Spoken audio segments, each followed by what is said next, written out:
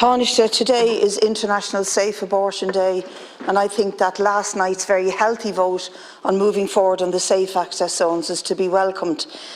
This International Safe Abortion Day has huge relevance for many countries, including Malawi, which I visited during the summer as part of a delegation to look at reproductive rights of women and girls. And in a country, one of the poorest in the world and crippled by IMF debt, this is a huge issue that kills thousands of young women and girls every year. It's not part of my question, but I'm just talking about the relevance of improving reproductive rights for women and girls. So my two questions to you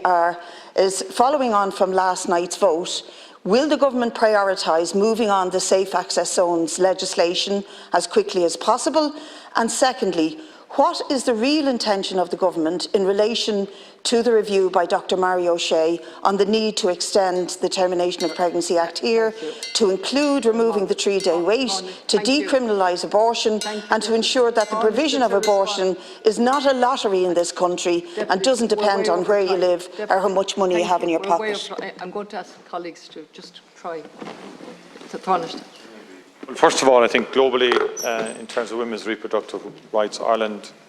through our work with overseas development assistance, through our work with other member states in the EU, do a lot of work in supporting